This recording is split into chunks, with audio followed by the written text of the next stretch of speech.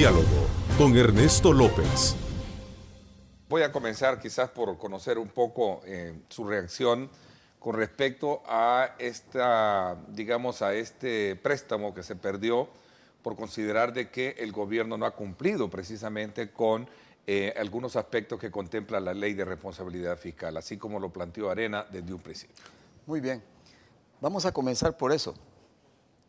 Realmente es lamentable que se bloquee el país, que se bloqueen los empleos, que se bloquee el progreso y el desarrollo sin tener realmente razón.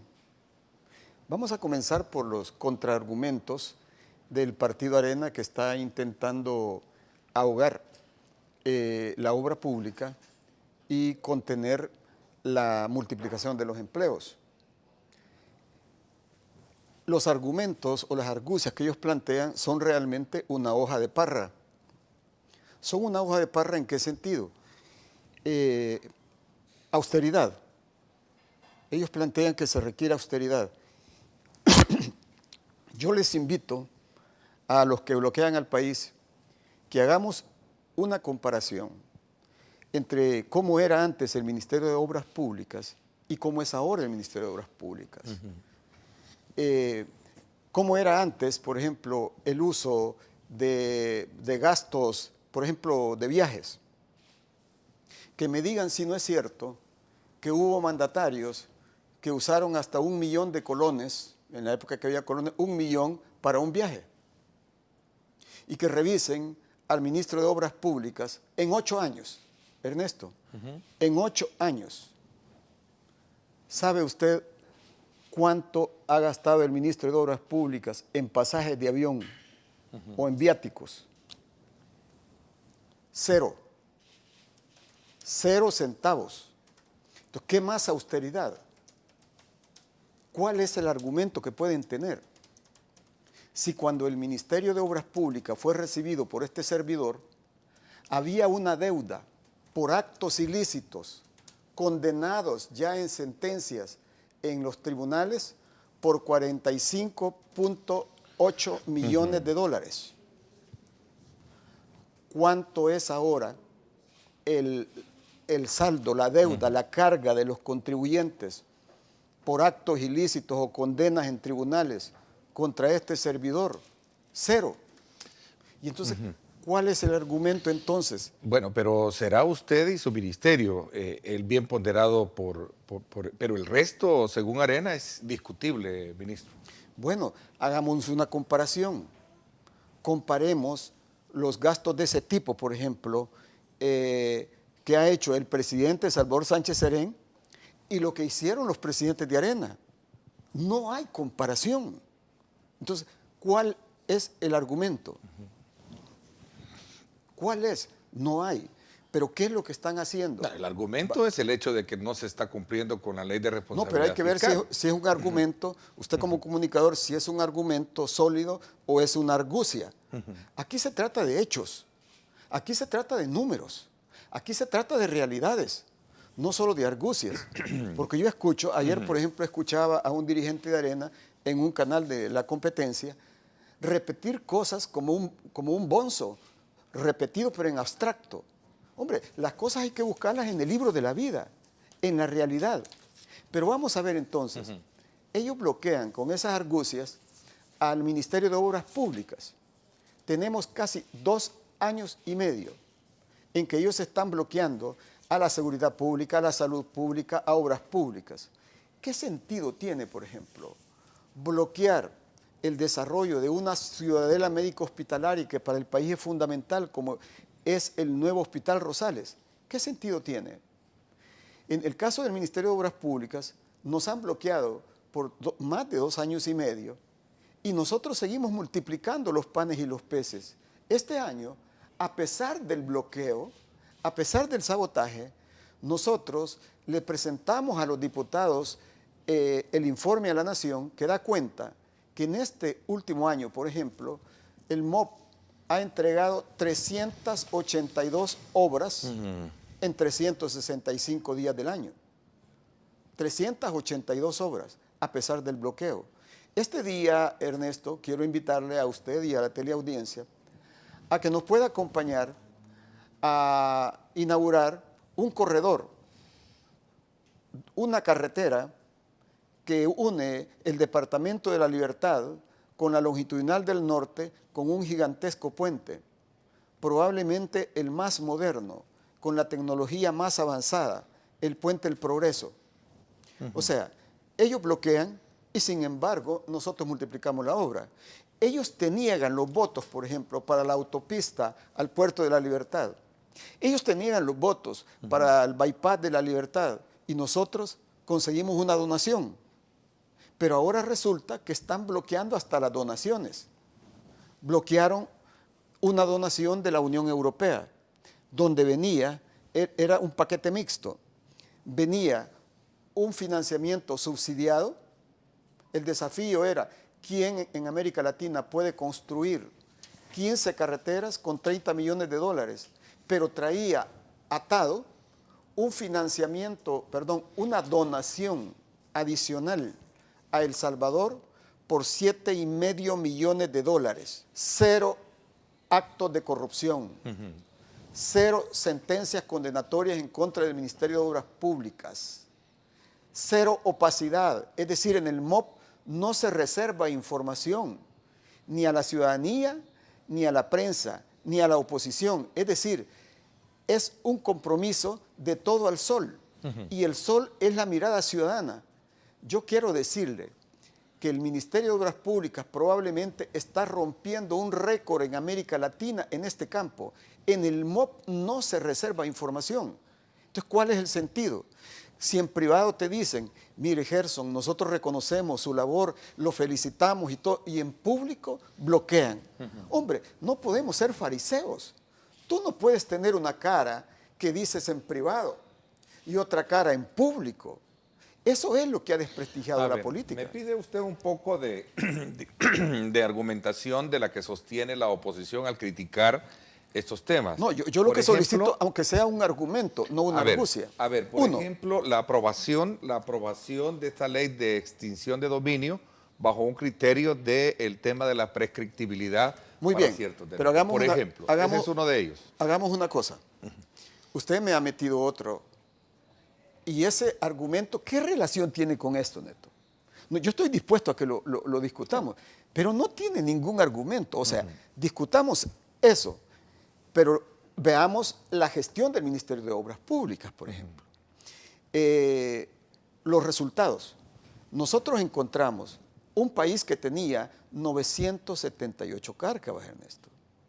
Y hoy nosotros hemos eliminado 758 cárcavas.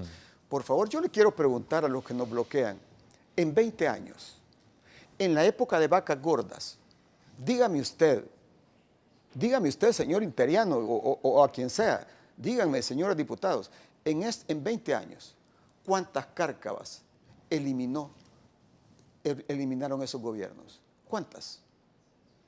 Nosotros, desde el IDA para acá, a pesar del bloqueo, hemos construido 106 puentes nuevecitos, cumpliendo las normas de adaptabilidad al cambio climático. Y este día vamos a entregar el puente número 106. Pero bueno, ¿cuál es el argumento? Ahora bien, hablemos ahora del tema... Que está íntimamente ligado al tema de las negociaciones y pláticas, y es decir, para ponerse de acuerdo a la hora de establecer cualquier tipo. No, quiero decirle que eso es falso, de falsedad absoluta. Le voy a contar. Cuando se estaba discutiendo este último financiamiento que bloquearon, a mí me dijeron, mira, dicen los de Arena que quieren hablar, y de que yo siempre he estado abierto. Incluso les he dicho, desde que entré, formemos una comisión conjunta para poder, en conjunto, ver cuáles son las obras que el país necesita, basado en indicadores. Sin embargo, hasta ahora eso no se ha podido. Cuando a mí me dijeron, mira, uno de los intereses que tiene Arena es discutir eso de la ley de extinción de dominio, yo les dije, mire, que ni me lo vayan a mencionar. Y te voy a decir hasta lo que yo les dije. Conmigo tocar eso es como tocar un divieso, por favor. Así que tuvimos una reunión y ellos no plantearon absolutamente nada. Lo que me preguntaron, si podíamos hacer unos caminos que ellos querían, ¿verdad? Yo les dije que en la medida que el presupuesto nos lo permitiera, nosotros podíamos priorizar esos caminos.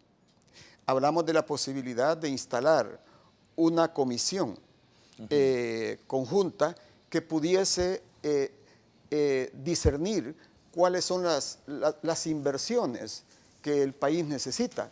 Administro los dineros del pueblo. Cuando yo administro los dineros públicos, se invierte la carga de la prueba. Cuando la Constitución dice, se presume enriquecimiento ilícito. Eso dice la Constitución. ¿Qué quiere decir esto? No es una presunción de culpabilidad. Lo que está estableciendo la Constitución para nuestros abogados, por cierto, porque yo he escuchado unas leguleyadas impresionantes, con mucho respeto a la mayoría de abogados. Lo que la Constitución está planteando cuando la presunción de inocencia es que si yo administro sus recursos, soy yo el que le tengo que demostrar que los estoy administrando honradamente. Si yo administro la cartera más multimillonaria de contratos, soy yo el que tengo que demostrarle al país y a la ciudadanía que estoy administrando honradamente. Así que la inversión de la carga de la prueba es una institución establecida en la Constitución propia de los estados democráticos de derecho. A ver, pero en síntesis, ¿le gusta al ministro de Obras Públicas, a Gerson Martínez, cómo ha quedado la reforma hecha en esta ley? Mire, es que el asunto es que la ley lo que hace es repetir lo que dice la Constitución de la República, esa reforma. Lo que hay que hacer, y por eso quiero decirle, hay mucho subterfugio en esto y mucha engañifa, intentan engañar al ciudadano. Mire, la única manera de hacer sólida la imprescriptibilidad es estableciendo un nuevo marco constitucional, reformando el artículo 240 de la Constitución, que en su literalidad dice, si me permite lo voy a leer, el inciso último del artículo 240 de la Constitución establece, dice, los juicios por enriquecimiento sin causa justa, debería decir ilícitos, pero dice sin causa justa, solo podrán incoarse dentro de los 10 años siguientes. Por favor, solo bastaría que un mismo gobierno esté 2 periodos, se esconden los capitales, se los esconden sus compinches y ya pueden salir. No. El secretario... Sí, por favor. El secretario general del FMLN hizo una invitación a los partidos políticos a realizar una modificación en el artículo 240 de la Constitución, en la que obviamente se refiere al tema del enriquecimiento ilícito. Decía que los juicios contra... Bueno, la actual legislación dice que los juicios contra este delito solo podrán iniciarse dentro de los 10 años siguientes a la fecha en que el funcionario o empleado haya cesado en el cargo cuyo ejercicio pudo dar lugar a dicho enriquecimiento. Eso es lo que hay que cambiar. Bueno, nuestro máximo dirigente cuestionó la prescripción. Lo que se requiere es no solo decir que vamos a luchar contra la corrupción, sino que hay que impedir la extinción de la pena, impedir la extinción de la persecución y el castigo del delito. Dicho en buen cristiano, que el que defraude al Estado, sea funcionario público o particular, pueda ser perseguible en cualquier tiempo y también hacia atrás si lo hubiera hecho. No hay funcionarios de segundo grado, todos tienen el mismo grado. Lo que hay son elecciones de segundo grado. Todas las elecciones de segundo grado, todas son por mayoría calificada, es decir, tiene ese cerrojo para asegurar que la mayoría más representativa de la Asamblea tome la decisión. Pero en el pasado, justamente cuando se montó todo el sistema de corrupción, evitaron eso. Resulta que Corte de Cuentas, según la Constitución, es la única institución que se elige por 43 votos. Se elige solo por mayoría simple. ¿Cuál es la solución? Una vez más, la solución es reformar la Constitución para que todos seamos iguales. Es decir, si se elige Corte Suprema y se elige Fiscalía y todas las entidades que elige la Asamblea por 56 votos, que es mayoría calificada de los 2/3, ¿por qué Corte de Cuentas se requiere menos? Hay que reformar la Constitución. Para hacer esta reforma a la Constitución, la misma Constitución establece que se requiere la iniciativa de 10 diputados. A mi juicio, esa es una reforma pendiente. Quiero decirlo que en la Asamblea quedaron en el gavetero o rechazadas iniciativas que presentamos y es en esta que dirección. esa elección de segundo grado debería de elevarse en una categoría de votación con mayoría calificada. Como las demás, como el por resto, supuesto. ¿no? Para mí, ese es el tema. Porque es clave. Ahora, históricamente este es un debate que usted y yo obviamente siempre lo hemos tenido cuando hablamos de los intereses políticos que antes predominaban, ¿no? Es decir, tener un control de la Corte de Cuentas. ¿Qué espera el ministro de ahora? Arena advierte desde ya que hay un combo preparado entre Gana y su partido frente a esta elección de magistrados. Mire, esa es la doble cara. Esa es la doble cara. Quiero decirle, cuando ellos, por ejemplo, hacían sus enjuagues para tapar la corrupción y todo eso, entonces estaba bien. Lo que yo esperaría es que se hiciera un esfuerzo por lograr la unanimidad si fuera posible. ¿Se siente a gusto con, si las actuales autoridades que, por cierto, vi la visita del presidente en la obra de construcción en la Navarra y donde dijo, si hay necesidad de estar acá 24 horas supervisando que esta obra se desarrolle bien, bueno, lo voy mire, a hacer. ¿Se siente a gusto usted con esta autoridad? Mire, a mí me ha gustado, quiero decirle, cuando he visto, no solo en esta administración de la Corte, sino en otras, que ha llegado un ejército de auditores, ¿verdad? Ingenieros, auditores contables, financieros, legales, a contarnos las costillas. Eso me parece bien. Fíjese que, por ejemplo, uno de los mayores actos de corrupción puede cometerse en el fraude cuando usted presenta los informes del volumen de obras y del volumen y calidad de materiales. ¿Y cómo se da cuenta usted realmente del volumen de obra y la calidad del hierro si eso después no lo ve? Y la Constitución establece, fíjese, que la auditoría es obligación de la Corte hacer auditoría hasta después, o sea, a posteriori. Yo creo que esto hay que revisarlo.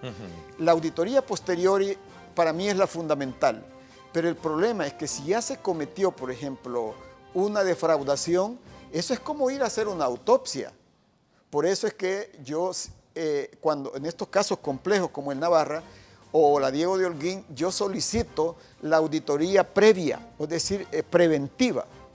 También solicito la auditoría concurrente, es decir, que te cuenten las costillas cuando estás haciendo la obra, para garantizar la calidad, para garantizar la buena administración de los recursos, de los dineros.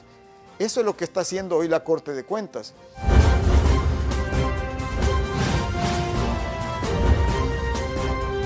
Diálogo con Ernesto López.